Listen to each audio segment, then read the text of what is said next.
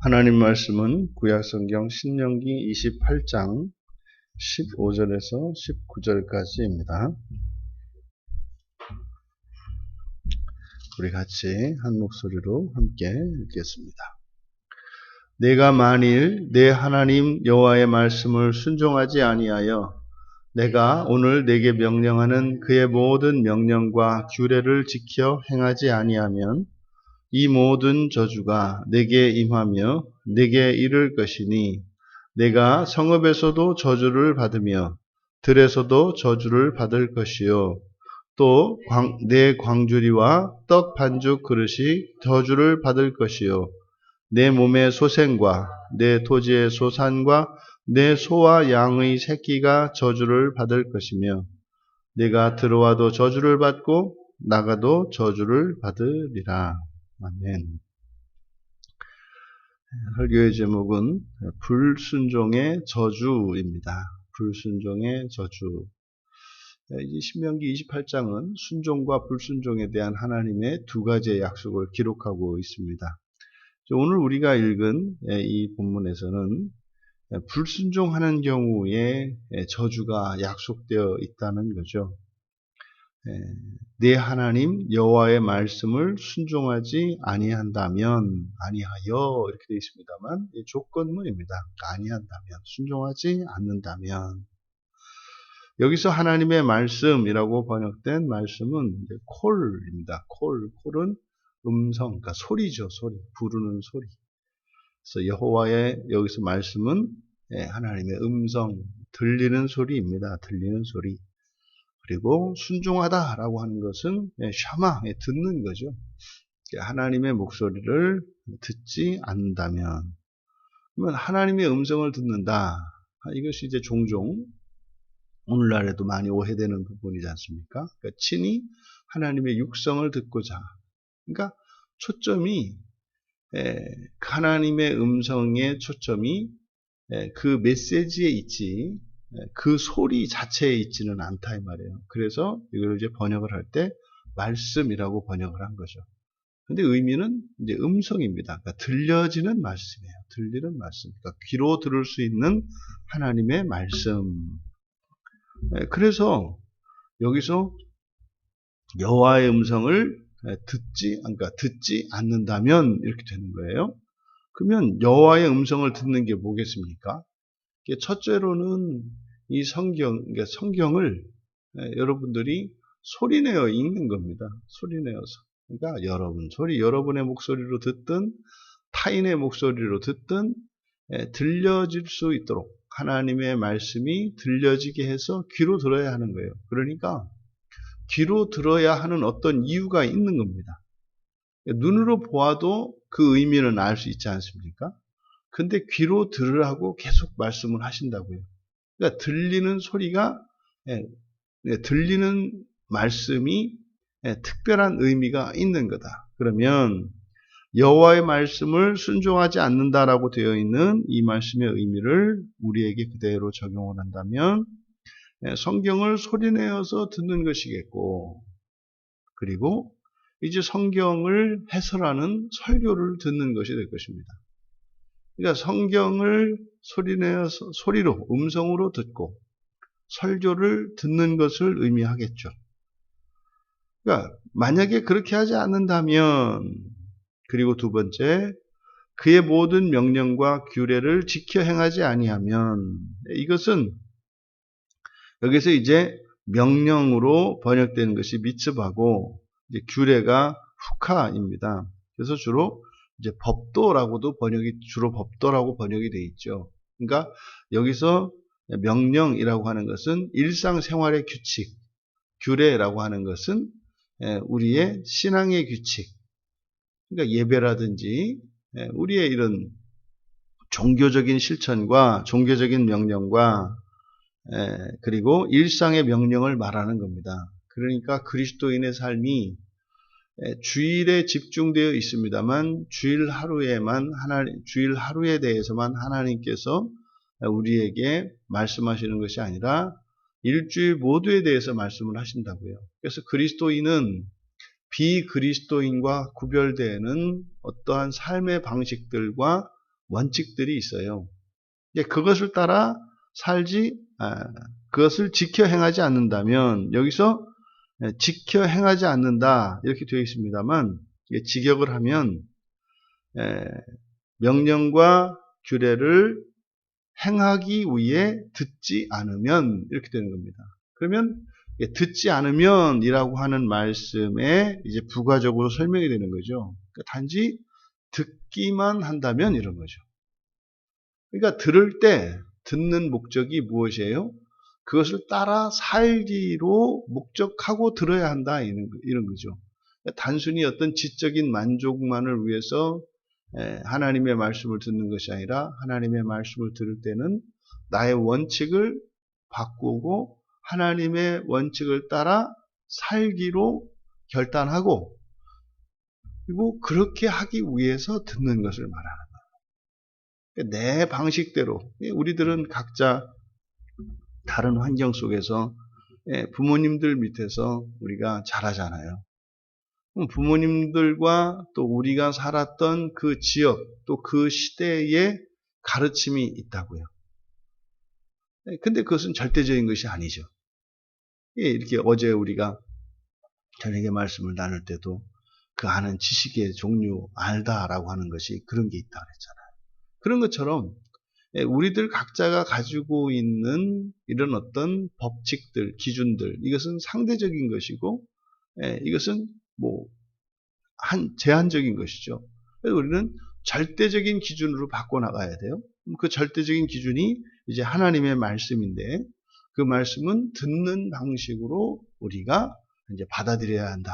그런데 들을 때 듣는 것 너무나 중요하고 절대적이지만, 듣는 목적이 단지 들어서 알고자 함이 아니라 들어서 우리가 지켜 행하고자 하는 그런 목적이어야 한다는 거예요. 그러면 하나님의 말씀을 들을 때는요, 하나님의 말씀을 바로 알고자 하는 그런 마음가짐이 있겠고, 또 거기에 부담도 있단 말이에요. 왜냐하면 우리가 살았던 삶이 아닌 다른 삶을 우리에게 요구할 것이기 때문에 바꾸어야 되지 않습니까? 근데 이게 보통 일이 아니잖아요. 우리가 생활 방식을 바꾼다는 것이 그게 쉽습니까? 어렵다고요. 거기다가 이게 우리 이제 가족과 사회생활을 할 때 이런 함께 살아가는 사람들과 이게 다 연계되어 있지 않습니까? 그럼 어느 날 예수를 믿은 사람이 갑자기 생활 방식을 바꾼다는 게 어디 쉽습니까? 이게 어렵죠. 그런 부담감도 있다고요. 또 하나는, 하지만 이 하나님의 말씀을 들으면 우리에게 위로가 되고, 또 이렇게 우리로 하여금 기쁘게 하는 것도 있어요. 뭐냐면 내가 소중히 여기는 가치가 그동안은 내가 개인적으로 주관적으로 상대적으로 그것을 지켜온 나의 규칙이었는데, 그게 하나님의 말씀과 일치가 되면 어떻게 돼요? 이게 이제 의미가 달라지는 거예요. 그리고요, 기분이 좋아지는 거죠. 내가 이거는 그동안 하나님 내가 몰랐는데 하나님 말씀대로 산 거네. 잘한 것도 있구나. 이런 위로도 받죠. 이게 지금 바로 우리말 성경의 명령과 모든 명령과 규례를 지켜 행하지 아니하면이라고 번역된 것이에요. 그러니까 행하기 위해 듣지 않으면, 그러면 모든 저주가 내게 이를 것이다. 이제 위에서 순종하였을 때 우리에게 약속되었던 축복과 정반대되는 거죠. 저주라는 게 뭡니까? 안 되는 거예요. 안 되는 겁니다. 나쁘게 되는 겁니다. 우리가 싫어하는 일들이 일어나는 겁니다. 그럼 이렇게 하면 저주가 이를 것이다. 성읍에서도 저주를 받을 것이고 들에서도 저주를 받을 것이고, 어디에서나죠. 어디에서나 저주를 받을 것이고, 광주리와 떡반죽 그릇이 저주를 받을 것이고, 그러니까 이것은 우리가 먹고 사는 것이나 또 우리들의 모든 재산이죠. 그리고 내 몸의 소생과 토지의 수산과 소와 양의 새끼가 저주를 받을 것이고, 이게 뭐예요? 대를 이어서 갈 때 이 모든 것들이, 또 모든 열매가 안 된다. 뭐 사업을 해도 안 되고 뭣도 안 되는 거죠. 또 들어와도 저주를 받을 것이고 나가도 저주를 받을 것이고 집에 들어와도 불행하고 나가도 불행하고 그럼 뭐 문의 양쪽에 걸치고 있어야 되나? 네? 이런 거죠. 근데 여러분 분명히 이것은 하나님께서 우리에게 약속하신 거예요. 그러니까 하나님이 우리 인생에 이렇게 징계하시는 것이 아니라 이미 하나님이 우리에게 짜놓으신 인생의 판이 있어요. 이렇게. 축복과 저주라고 하는 분명한 두 갈래 길이 우리에게 주어져 있습니다. 그러니까 그것을 우리가 선택하는 것이지 마치 우리가 어떻게 하는가를 두고 보시는 하나님이 우리들의 행동에 따라서 잘했다고 복을 주시고 그리고 우리가 잘못한 것에 대해서 괘씸해서 벌을 내리시는 이런 하나님이 아니세요. 하나님은 복을 주시는 하나님이에요. 근데 우리에게 먼저 두 갈래 길이 있다는 사실을 우리가 분명히 알아야 합니다. 그러니까 우리가 하나님께 복을 주시옵소서, 복을 주시옵소서 기도할 수 있죠. 왜요? 우리가 실제로 순종한다 할지라도 우리의 삶에 저주받은 것 같은 일들이 일어날 수 있어요. 그럴 때는 복을 주시옵소서라고 기도를 해야 돼요. 왜요? 하나님 순종하면 그리고 오직 여호와 하나님 한 분만을 섬기면 이 세상에서 누릴 수 없는 초월적인 그런 복, 그보다 더한 복을 주신다고 약속하시지 않습니까? 근데 내가 하나님만을 섬기고 내가 오직 예수 그리스도만을 섬기고 살아가는데 왜 내 인생 가운데 이런 환난과 고난이 이런 역경과 시련이 계속되는 겁니까? 하나님 약속하신 복을 주십시오. 이런 기도는 가능하죠. 근데 뭐 자기 마음대로 살면서 복을 주시옵소서, 복을 주시옵소서. 그러니 얼마나 하나님 눈치를 보면서 살겠냐고요. 그러니까 여러분 원리적으로 복과 저주는 이미 우리에게 먼저 약속이 되어 있어요. 자기가 그렇게 살아갈 일이지 그거를 주시옵소서 할 일은 아니다. 하지만 우리가 사노라면 불순종하고 하나님의 말씀을 듣지 않는데도 이렇게 복을 받은 것 같은 이런 생활이 또 일어나기도 해요. 이때 우리는 그걸 두려워해야 됩니다. 그래서 얼른 돌이켜야 되는 거죠. 왜요? 마귀도 얼마든지 우리들에게 그러한 일들을 일으킬 수 있거든요. 근데 그것은 뭐예요?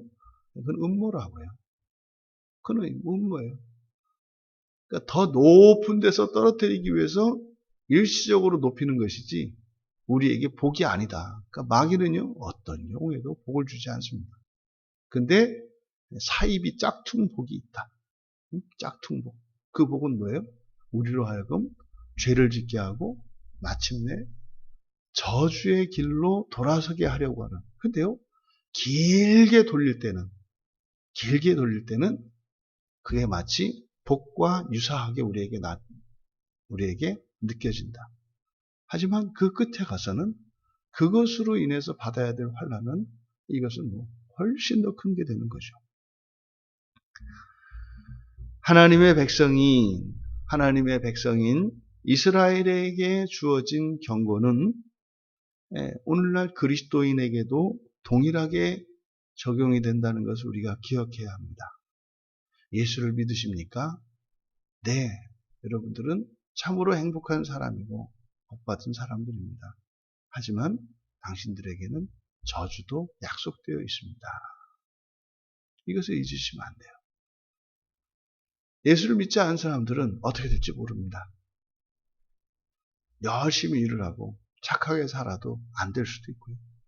악하게 살아도 잘 될 수 있어요. 이 세상을 살아가는 동안. 하지만 그 끝은 멸망입니다. 하지만 예수를 믿는 사람들에게는 잘 되기 위해서 어떤 지혜가 필요하거나 능력이 필요하거나 열심과 노력이 필요한 것이 아니라 무엇이에요? 오직 하나님 한 분만을 섬기는 것입니다. 하나님의 말씀을 듣고 지켜 행하면 오직 하나님 한 분만을 의지하며 살아가는 거예요. 그러면 하나님께서 우리의 인생의 앞길에 하나님께서 약속하신 복을 깔아주십니다. 근데 만약에 우리가 하나님의 말씀을 듣지 않는다면 또 하나님의 말씀을 듣고 지켜 행하지 않는다면 우리들은 그리스도인이기 때문에 반드시 우리 인생에는 저주가 있을 것입니다. 오히려 그것을 감사해야 돼요. 우리가 가장 감사해야 되는 것은 우리가 하나님 말씀에 순종하여 살아갈 때 복을 주시고 불순종할 때 저주를 주셔서 하나님의 말씀을 따라서 할 수 있도록 하는 것, 이것이 가장 좋은 복입니다. 가장 좋은 복입니다. 그저 이 세상 살아가는 동안 편하게 사는 것이 복이 아니라 하나님 말씀에서 벗어나지 못하도록 하나님께서 복과 저주로 우리를 인도해 주시는 것이에요. 그것이 가장 좋은 복입니다. 우리 그리스도인에게도 축복과 함께 저주가 약속되어 있다는 것을 기억해야 합니다. 또한 두 번째로 지켜 행하고자 하는 마음이 없다면 다시 말해서 하나님의 약속의 말씀에 대한 믿음과 소망이죠. 하나님의 모든 말씀에 대한 이런 믿음과 소망이 없다면 저주를 받을 것이다. 여러분, 믿음대로 됩니다. 믿음대로 됩니다. 어젯밤에 우리가 살펴보았던 게 뭡니까? 여러분이 현재 믿고 있는 그것은 내일의 소망이라고요. 다르지 않다고요. 여러분들이 정말로 첫째 부활에 대한 믿음을 가지고 있다면 그 믿음은 소망과 같다. 성취는 미래에 되겠습니다만 반드시 여러분의 믿음대로 된다. 아니라고 믿으신다면 안 됩니다. 그럼 안 된다고 하는 의미가 뭔지 아시잖아요. 그때 첫째 부활에 참여하지 않으면 그건 지옥입니다. 그것이 여러분들의 현재의 하나님의 모든 말씀에 대한 믿음과 소망. 그러면 그것을 받지 않으면, 다시 말해서 복을 받지 않으면 저주예요. 둘 중에 하나입니다. 복을 받든지 저주를 받든지 둘 중에 하나예요. 결단코 이것은 여러분들의 현재의 삶의 형편을 보고 나는 복을 받고 있구나. 나는 저주를 받고 있구나. 이렇게 판단해서는 안 됩니다. 왜요? 가짜도 있기 때문에. 그러면요, 복인지 저주인지 여러분들은 어떻게 판단하셔야 돼요? 내가 하나님의 말씀을 듣고 있는가? 또 하나님의 말씀을 들을 때 지키고자, 그대로 행하며 살고자 듣고 있는가? 이것을 여러분들이 점검해 보셔야 돼요. 그렇지 않은데 여러분 삶에 아무리 부와 명예와 이런 권력이 주어진다 하더라도 여러분들이 가고 있는 그 길은 저주의 길입니다. 물거품과 같이 언젠가 반드시 사라질 부와 명예라고 하는 것을 잊으시면 안 돼요. 끝으로 현실적으로 우리에게 주어지는 이 복과 저주, 이것은 궁극적으로 종말에 주어질 하나님 나라와 지옥에 대한 약속이에요. 그럼 살아서는 축복과 저주로, 죽어서는 낙원과 지옥으로 나뉘어 있다는 것을 현재의 삶을 통해서 우리에게 가르쳐 주시는 거예요. 살아있는 동안도 축복과 저주라고 하는 두 갈래 길이 있습니다. 죽어서는 한 갈래 길이 되는 것이 아닙니다. 죽어서도 두 갈래 길입니다. 그러면 복받은 그 길, 그 복의 길의 연장선 끝에는 낙원이 있고, 그리고 저주받은 길, 저주의 길의 끝에는 지옥이 있는 겁니다. 그리고 마지막 종말에는 최종적으로 구원을 이루실 것입니다. 예수를 믿는 자들은 말이죠. 구약의 아브라함의 자손으로서 그 언약 안에 있는 자들은 두 갈래 길을 걷습니다. 그리고 죽어서도 마찬가지로 두 갈래 길로 나뉘어서 갑니다. 하지만 마침내 종말에 모두를 구원하시는 하나님의 약속이 실현이 되는 것입니다. 현재의 삶에 행복과 불행이 있습니까? 죽어서도 행복과 불행이 있습니다. 그것은 우리가 하나님의 말씀을 듣고 지켜 행하느냐, 그렇지 않느냐, 또한 하나님만을 의지하느냐, 그렇지 않느냐에 딸려 있다고 오늘 성경은 우리에게 말씀합니다. 여러분, 오직 예수 그리스도 한 분만을 믿고 의지하십시오. 그리고 하나님의 말씀을 지켜 행하기 위하여 들으십시오.